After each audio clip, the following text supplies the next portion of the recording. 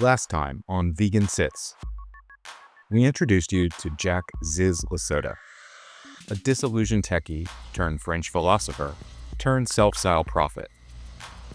In 2017, Ziz joined forces with Gwen Danielson, a fellow rationalist with a bold idea: a federated fleet of boats where like-minded thinkers could live off the grid and work on AI safety.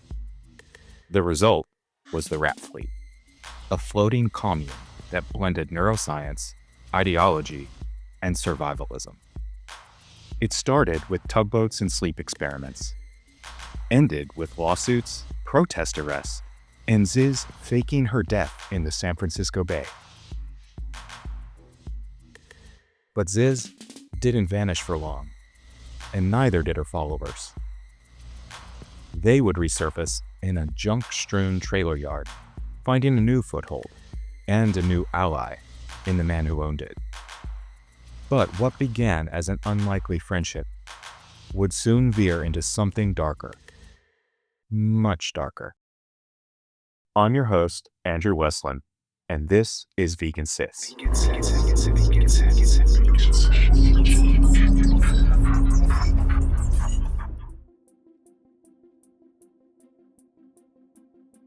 Curtis Lind was a former ship worker and crane operator with a reputation for having a heart of gold. He was in his late 70s when he first crossed paths with the Zizians. At the time, both Lind's boat, the Robert Gray, and the Zizians tugboat, the Caleb, were docked in a harbor in Half Moon Bay, just south of San Francisco. In an interview with a documentary filmmaker in August 2024, Lind recalled how it all started. The Caleb needed a new anchor. He had one to sell. It was as simple as that. Or so it seemed. By all accounts, Lind initially took a liking to the group. He didn't even realize at first that most of them were transgender women. And when he eventually found out, it didn't seem to bother him. In fact, he once drove one of the women to Walmart to buy her first bra. An unlikely sight, to be sure, but maybe not that unlikely. This was California, after all. But in early 2020, Curtis Lind decided to retire. He sold his boat and turned his attention to a property he owned in Vallejo, California, a fenced-off trailer yard that, according to Wired, looked more like a salvage yard. It sat along a steep hillside, scattered with box trucks, decommissioned boats, and piles of junk.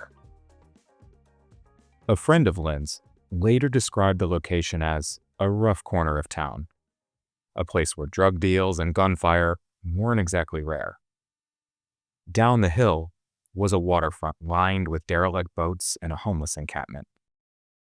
Lind had an idea: bring in RVs and shipping containers and rent them out to people who could live and work there cheaply, which, in the Bay Area, typically means artists and creative types who've been priced out of San Francisco and Oakland.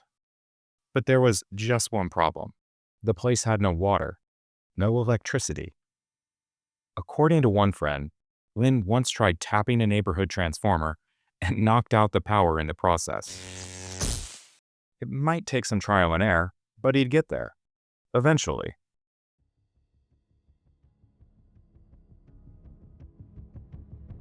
It was around the same time that some of the Caleb's crew decided they were ready for a change. Tugboat life had lost its charm. And so approximately 6 to 8 Zizians decided to follow Lind to his trailer yard. They bought small moving vans and converted them into makeshift homes. In a way, it was the next phase of Gwen Danielson's RV living experiment, something the group had already started testing in the parking lot at Pillar Point Harbor. Curtis Lind and Gwen Danielson struck an informal deal. For $2,000 a month, the Zizians could park up to a half dozen trucks on the property and use it as a temporary home base. Would only be for a few months, Danielson assured him. 3 or 4, max.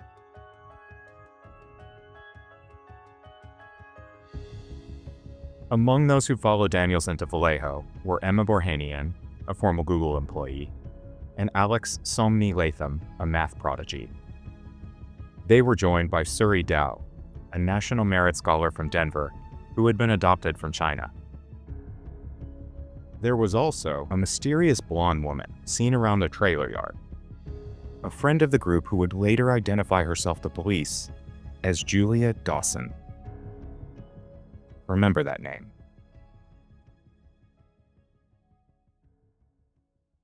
As covered in the previous episode, both Borhanian and Latham had taken part in the CFAR protest up at Westminster Woods. They were still very much preoccupied with trying to get those charges dismissed. Latham, who was representing herself in court, filed a motion with a title that read, Deep Breath, Notion of motion, and motion to dismiss the imposter police officer from all conflicting positions on this case, including, but not limited to, their witnessed reincarnations as judge and district attorney. Yeah, say that 10 times fast.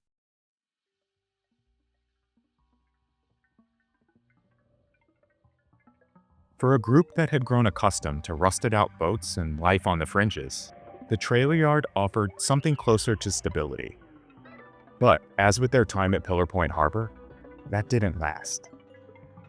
Neighbors on the property began to notice odd behavior. Some of the newcomers walked around naked.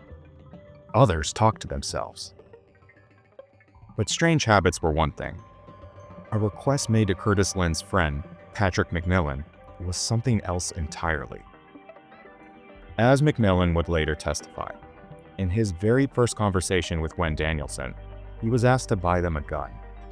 She said she was in some sort of litigation, and she was having problems with it.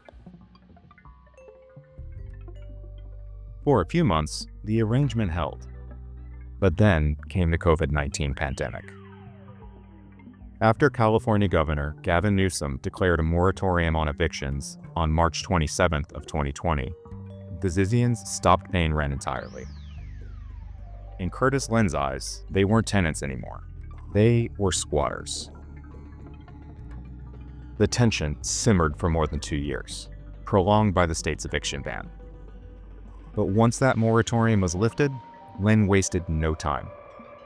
In October of 2022, he secured a $60,000 judgment against the group for unpaid rent and began a formal eviction process against them. The warnings were no longer just verbal. Notices appeared on windshields and in mailboxes. The message was clear. Your time is up. Lynn had every right to seek repayment. But starting that process would mark the beginning of the end for the octogenarian. These weren't normal times, and he wasn't exactly dealing with rational actors.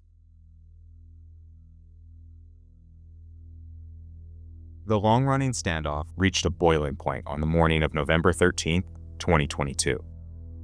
As Wired put it, the incident that followed would once again bisect reality into two irreconcilable versions.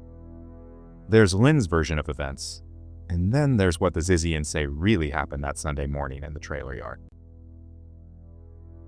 According to Lynn's account, and statements later made by his friend Patrick McMillan, the Zizians had learned that a county sheriff planned to evict them on November 15th.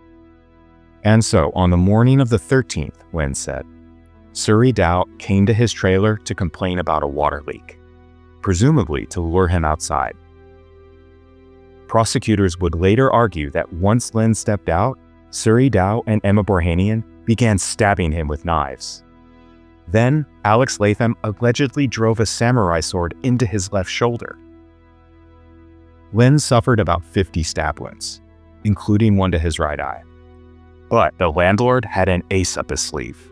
He was armed. He shot at Borhanian and Latham, killing the former and wounding the latter. Miraculously, Lynn survived that day.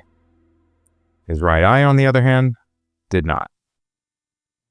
Patrick McMillan later told a local reporter he'd been asleep when all of this went down.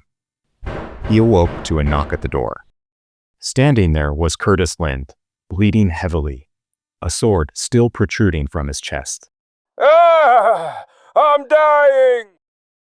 I guess they figured if they killed him, they couldn't be evicted.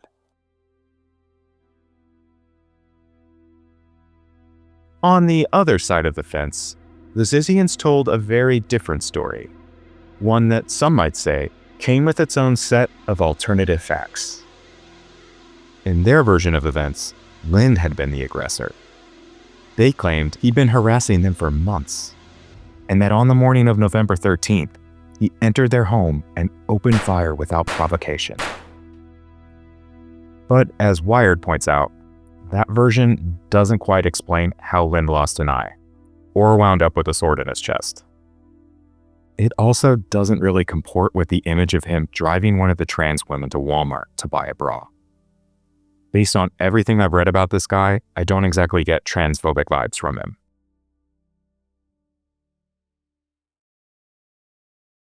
After the attack, Curtis Lind considered walking away from the trailer yard altogether. Wired reported that he put the property up for sale and even received a $300,000 all-cash offer. But in the end, he just couldn't bring himself to let it go. The yard may have become a painful reminder, but it was still his. Lind also feared for his safety, and rightfully so. He barely survived that November 13th incident, and likely wouldn't have had he not been packing heat that morning.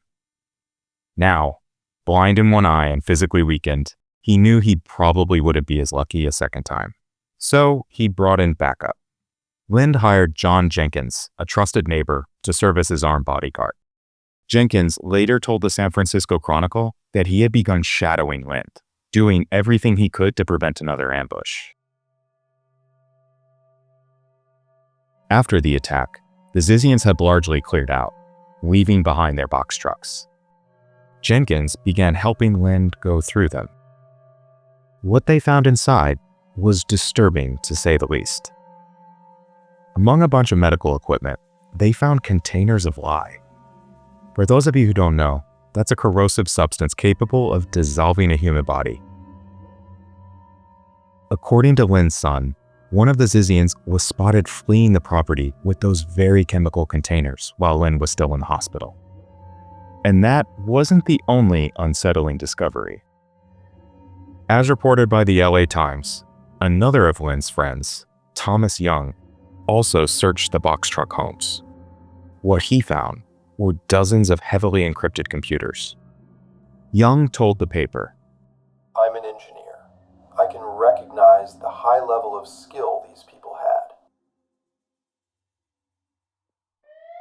With Borhanian dead, Curtis Lind and Alex Latham, both severely injured, were rushed to the hospital. Latham would go on to face charges of attempted murder and aggravated mayhem. And even though she hadn't pulled the trigger, she was also charged with the felony murder of her friend and alleged co-conspirator, Emma Borhanian. Under California law, anyone who incites violence can be held responsible for any deaths resulting from it.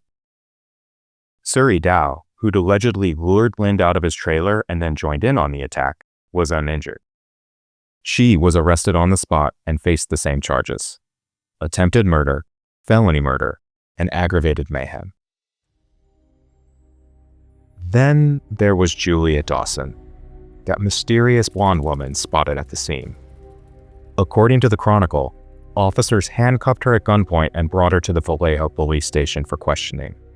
She was never charged, but investigators hoped she might shed some light on the events of that morning. But what happened next was strange, even by Zizian standards. Once at the station, Dawson suffered a medical emergency and had to be hospitalized. From there, she simply slipped away, disappearing before police could even get a statement. Not long after, Ziz's lawyer received an email from a Solano County prosecutor. "I just wanted to reach out and let you know that Jack LaSota was contacted by police in Vallejo this weekend. LaSota was on scene, alive and well." Exactly how the prosecutor knew Ziz had been at the scene remains unclear. But one thing was now crystal clear. Julia Dawson and Ziz LaSota were one and the same. Like fast fashion, the alias had served its purpose. It bought her just enough time to vanish. So let's recap. Ziz faked her death in the San Francisco Bay in August of 2022, only to resurface a few months later at Curtis Lind's trailer yard, using an alias to avoid detection. Then, she staged a medical episode and walked out of the police station without ever being questioned. It was bizarre, brazen, straight out of a spy novel, and extremely on brand. And as you'll see, not the last time Ziz would pull something like this. As for Gwen Danielson, who negotiated the group's rental agreement with Lind, they weren't charged with anything. There's actually no evidence they were in any way involved in the attack. In fact, by this point, there were signs of a rift between Danielson and Ziz. In a 2019 blog post, Ziz admitted to money-related tension with Danielson, mostly over cost overruns stemming from the rat fleet era. But maybe, just maybe, it was about more than money. Though Ziz had become the public face of the movement, this isn't a podcast about the Danielsonites after all. Many of its core ideas began with Gwen. The fleet of boats, Danielson. The hemispheric brain theory, also Danielson. The debucketing experiments, Danielson again. Ziz even acknowledged as much, writing, I de facto lead without authority, just like I did a lot of in Rationalist Fleet, even though Gwen was the boss formally, and a high-level strategic vision as well, actually. Real leaders don't need authority. But over time, Ziz positioned herself as the movement's natural leader, and what started as Danielson's vision began to look more and more like Ziz's brand. So whatever the root cause, trouble was likely already in the air, and the attack on Curtis Lind may have been the final break.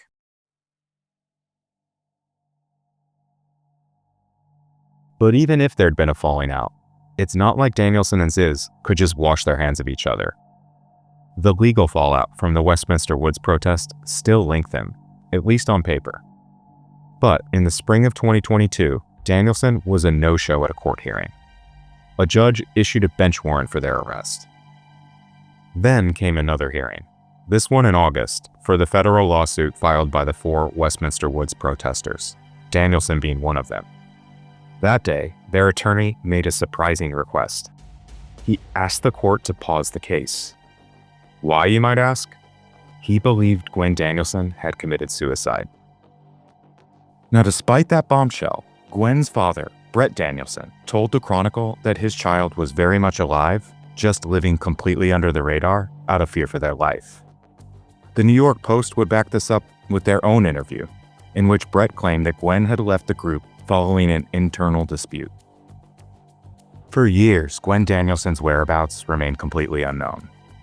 Until they eventually came forward in June of 2026 to tell their side of the story to Rolling Stone magazine.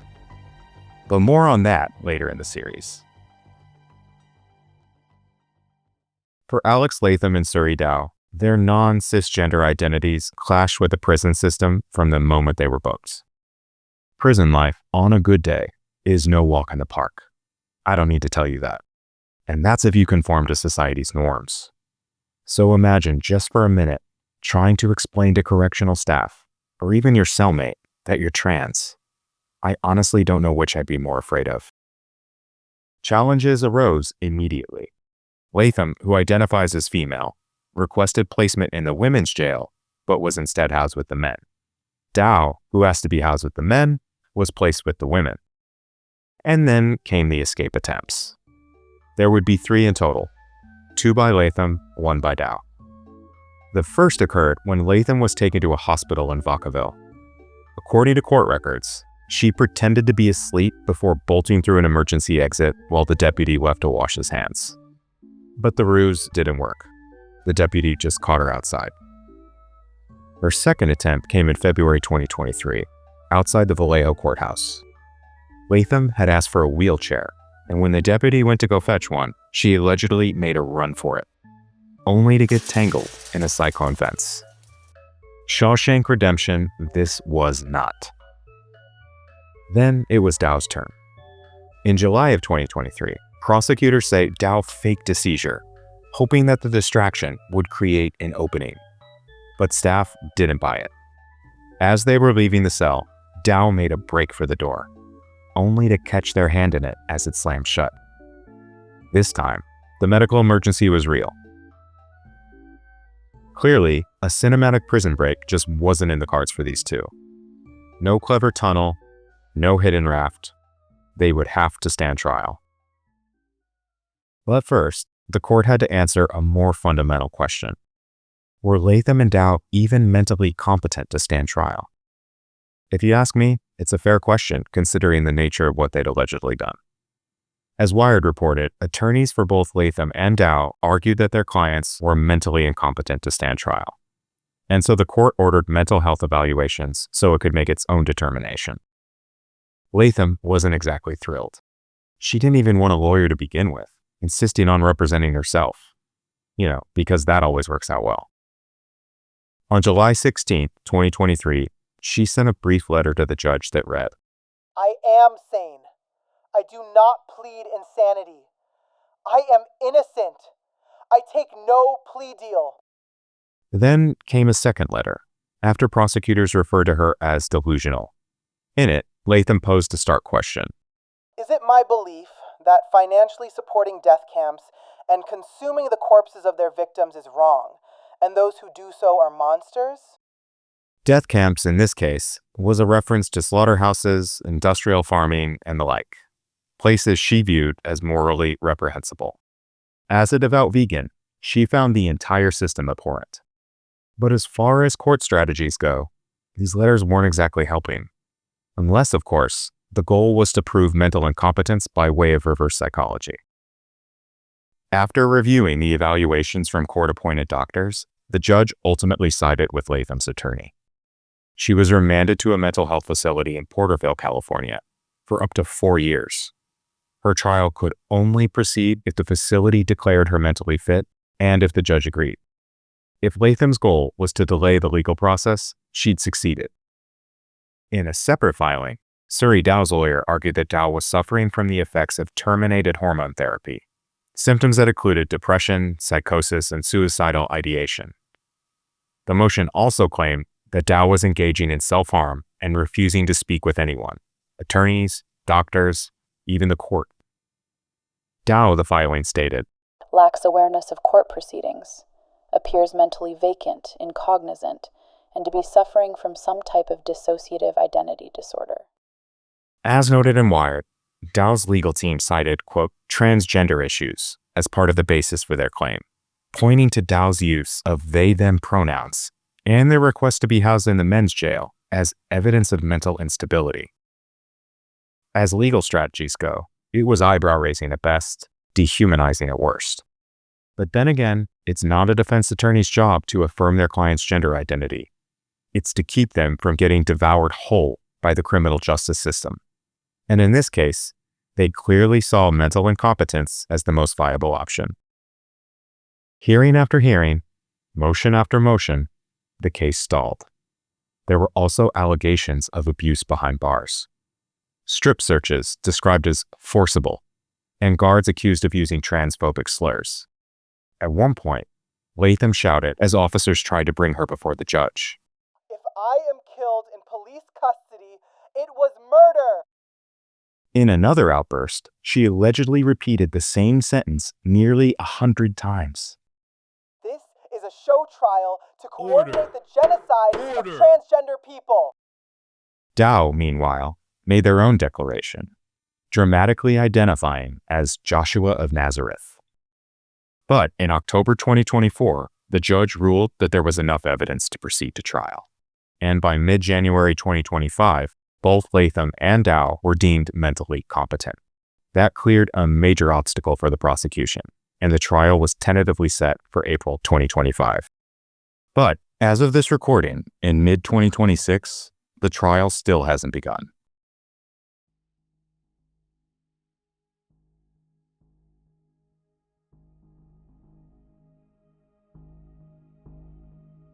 While the events of November 13, 2022 remain in dispute, with the Zizians version diverging wildly from Curtis Lynn's, one thing is clear. Lynn had an angel on his shoulder that morning. Despite being allegedly ambushed outside his trailer, Lynn was armed. He defended himself, though not before sustaining injuries that would have been fatal for most 82-year-olds. Hell, for most people. He was also lucid enough, and lucky enough, to reach Patrick McMillan's trailer and alert him to what had happened. By that point, he'd lost an eye. A samurai sword was still lodged in his chest. He was bleeding heavily from numerous stab wounds. And yet, he survived. In the weeks and months that followed, it seemed fate wasn't done with Curtis Lynn. Like Jon Snow in Game of Thrones, he'd been brought back from the brink for one final battle. Or so it seemed. On January 17, 2025, more than 2 years after the first attempt on his life, death came knocking again. As detailed in the Chronicle, a figure with long black hair, wearing a black beanie, purple shirt and mask, allegedly approached Lynn outside his trailer yard. They wrapped an arm around his neck in what looked like a friendly embrace. But the gesture was anything but friendly. With their free hand, the assailant drew a long knife and stabbed Lynn repeatedly in the chest. This time, the attack came from behind. Lynn had no chance to fight back. 2 men who worked at auto body shops in the vicinity, named Joseph Ventura and Juan Ponce, spoke to the Chronicle about what happened that day. Ponce's co-workers told him they saw Lynn slowly unbutton his shirt, revealing a bunch of blood underneath, while the attacker took off running down the street. Ventura, on the other hand, was eating lunch in his garage when he heard commotion. He looked up and saw a short man, long hair, dark clothing, covered in blood, running past his shop. Word quickly spread that the man was armed. Ventura and his co-workers, they took cover inside. But the most disturbing moment was still to come. Ponce told the Chronicle that the attacker then returned, approaching a severely wounded, but still breathing, Curtis Lynn. Then, in front of onlookers, they slashed his throat. It was straight out of a horror movie. Somehow, Lynn was still alive when police arrived, but he died at the hospital less than 1 hour later.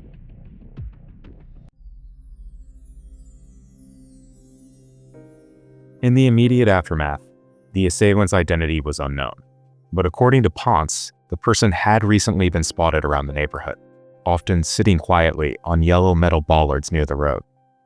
He suspected they were either homeless or mentally ill. At one point, when a drone flew overhead, the individual asked Ponce if he was controlling it with his phone.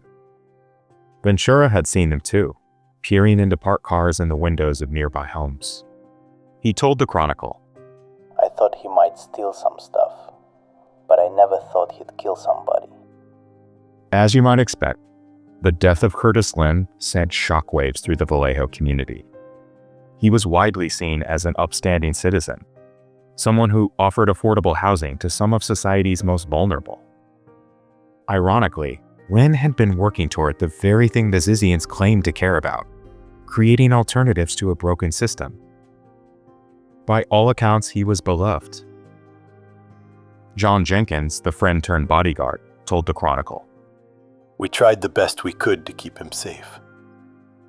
We kind of failed."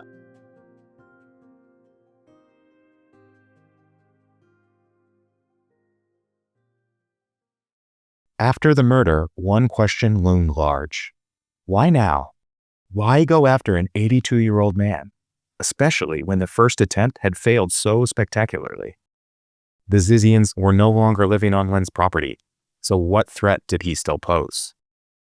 As it turns out, the motive wouldn't stay a mystery for long. After the first assassination attempt, prosecutors were facing an uphill battle. There was no ironclad proof that Latham, Borhanian, or Dow had initiated that attack. As District Attorney Krishna Abrams told Open Vallejo, there wasn't a smoking gun, no surveillance footage, no conclusive forensic evidence, nothing to eliminate reasonable doubt. Without any hard evidence, the case hinged on eyewitness testimony, but that too had its limits. The prosecution's 2 key witnesses were Patrick McMillan and Curtis Lynn, and McMillan hadn't actually seen the assault. He was only there for the aftermath. Not to mention, both men were in their 80s, and according to court records, both showed signs of significant memory decline. It was unclear how either would hold up under cross-examination. Still though, testimony was testimony. And for now, it would have to be enough.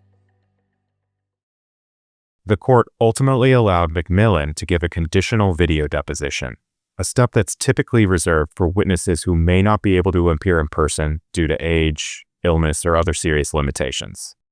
It's a rare accommodation, but in this case, the judge granted it. Over the course of roughly 7 hours, McMillan laid out new details about the attack and what led up to it. While it had initially been reported that McMillan had called 911 at Lynn's request, what wasn't known at the time is that he actually called 4 times. All 4 calls were played in court during his testimony. 2 were made before the stabbing and 2 after. The first came at 1:45 in the morning. He asked me to call the police. He said they were screaming threats to kill him. Dispatchers said they'd send someone, but after 2 calls, no one had shown up. Hours passed. McMillan eventually fell asleep, only to be jolted awake around 7 a.m. Lynn was banging on his door, screaming, They're killing me! There's knives sticking out of me! He was bleeding like a stuck pig. I mean, it was gushing. In one of the 911 calls made after the attack, McMillan pleaded with the dispatcher. This man has been stabbed many times. He's bleeding to death. You better hurry. He can die. That apparently did the trick. Officers arrived shortly afterward. Other details from McMillan's testimony painted a picture of escalating tension. He recalled Lynn telling him at one point that the Zizians had tried to force open his door and had thrown rocks on his trailer roof, something McMillan confirmed by climbing up and seeing the rocks for himself. And then there was the warning a week before the attack. Lynn had told McMillan that a few of the Zizians met him on the stairs to his mobile home. One of them, he said, was stroking a knife. Lynn asked, rather ominously, Is that the knife you're gonna hurt me with? According to the Chronicle, both McMillan and Lynn gave recorded testimony back in 2023. But for reasons that aren't entirely clear, additional testimony was scheduled. I don't know, perhaps the original recordings were incomplete. But what is clear is that only Patrick McMillan was granted conditional testimony. The plan, it seems, was for Curtis Lynn to appear in person. McMillan testified with a nurse at his side. He told the court that he'd suffered 9 heart attacks and 8 strokes. His condition was likely the deciding factor. Lynn was in bad shape, no doubt, but McMillan's heart was a ticking time bomb. He also struggled with memory loss, which he said began after his most recent stroke, just before that first attack on Lynn in November 2022. In fact, during his testimony, McMillan had difficulty identifying both Dow, whose face was displayed on a courtroom monitor via Zoom, and Latham, who was brought in from a viewing cell. And in true Zizian fashion, Latham didn't stay quiet for long. She launched into chants about mistreatment by jail staff and got into a scuffle with deputies.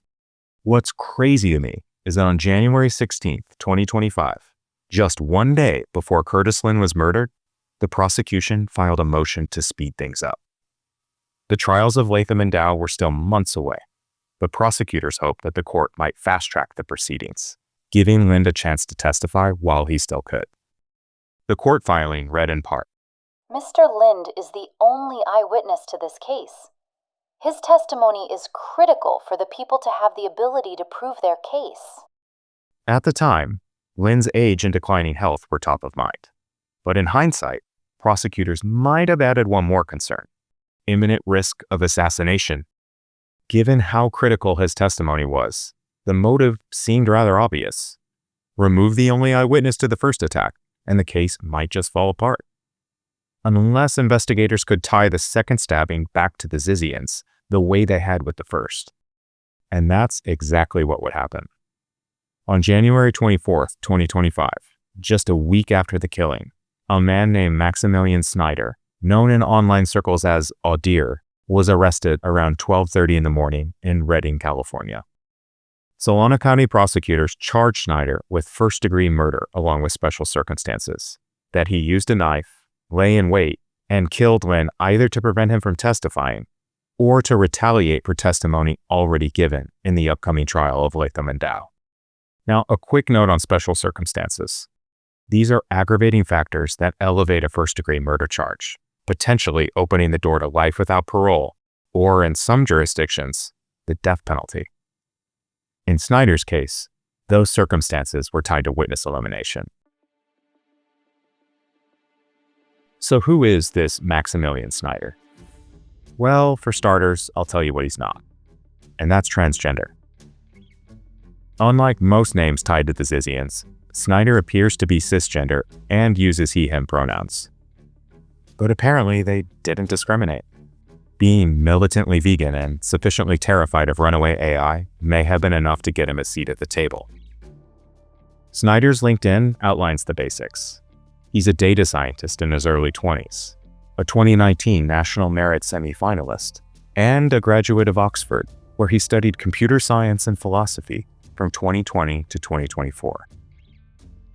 Also, on an effective altruism forum, Snyder is listed as the winner of an $11,000 scholarship in an AI research competition in 2023. In his profile, he wrote, I would like to help advance the technological frontier of humanity in a responsible manner by contributing original research in the fields of AGI and AI alignment. Now, for anyone unfamiliar with AGI, it's short for Artificial General Intelligence, and it's what the tech companies are racing towards as of this recording. Gen AI systems like ChatGPT and Google Gemini already show glimpses of it. They're capable, but only up to a point. Spend 20 minutes with ChatGPT and you'll see what I mean. It might ace your ethics midterm, and then confidently assert that Ohio borders Mexico. AGI, on the other hand, would operate at or above human intelligence across every cognitive domain. Now, depending on your worldview, that's either thrilling or terrifying, because no one really knows what happens when we get there. Some call it the singularity. Will it solve our biggest problems and usher in an age of abundance? Or will it be like the Matrix, a world where machines harvest our energy while feeding us dopamine and delusion? The Zizians clearly feared the latter, and Snyder seemed to agree, even if it meant spilling blood to steer humanity away from the brink. How exactly the murder of an 82-year-old landlord fits into that plan isn't entirely clear, at least not to me. Maybe Curtis Lynn just got in the way. On March 22nd, 2025, Snyder was arraigned at the Vallejo courthouse. Shackled, sporting pigtails and wearing a striped prison uniform. He pleaded not guilty to murder with special circumstances, humming a tune with nonchalance as he entered his plea. As noted in the Chronicle, he was even overheard singing in his holding cell before being brought into the courtroom. And in a jailhouse interview after his arrest, Snyder refused to say whether he'd killed Curtis Lynn, or why Lynn might have been targeted. He also declined to discuss any connection to the Zizians whatsoever. Instead, he dictated a 1,500-word statement outlining his motivations. Chief among them, a desire to end humanity's consumption of animals. Those are my little brothers and sisters and siblings. They're yours too. And they've been fighting all this time, over generation upon generation, death upon death upon death, so that one day, maybe, someone might grow up enough to save their children's children's children's children. The statement was addressed to Eliezer Yudkowsky, a leading figure in the rationalist movement and co-founder of the Machine Intelligence Research Institute, or MIRI. Snyder described himself as a now disillusioned former student of Yudkowsky's. His message was part manifesto, part plea. He urged Yudkowsky to adopt veganism. Eliezer, you need to have a crisis of faith about whether animals are people. It is critical to saving the world. Take at least 24 hours alone, free of distraction. You should not wait to stop eating flesh and animal products until afterward. You should stop now if you haven't already. You should have already. Eat peanut butter and jelly sandwiches or Cliff Bars or something. When reached for comment, Yudkowsky told the Chronicle he wouldn't be reading the statement. For the same reason I never read the Unabomber's manuscript. Audience should not be a reward for crime. Snyder opened his statement by trying to distance himself from Ziz LaSota and her fringe beliefs. I am not one of Ziz's friends. Neither she nor her friends endorse me or my words, so far as I know. I speak only for myself, as myself, for the sake of everyone. This I swear on my laws. Given his legal jeopardy, the motivation for doing this seems pretty obvious. And to be fair, I haven't found definitive evidence directly linking Snyder to Ziz. But the parallels between the two attacks on Curtis Lynn are hard to ignore. Both were ambushes, both involved knives, and in the second, Snyder appeared to have learned from the mistakes of the first. After stabbing Lynn and fleeing, he circled back and slashed his throat. That detail alone suggests intent, strategy, and maybe even coordination. As of this recording, the cases against Alex Latham and Suri Dow for the first attack and Maximilian Snyder for the second are still working their way through the courts. Timelines remain uncertain, and all three, of course, remain innocent until proven guilty. So far, the story of the Zizians has played out largely in the shadows, on the fringes of society, whispered about in blogs and court filings. But that was about to change. Because 1 month after the first attempt on Curtis Lynn's life, the group would resurface nearly 3,000 miles away in a quiet Philadelphia suburb. And this time, it's not just a failed stabbing or a fake seizure. It's a double homicide. That's next time on Vegan Siths.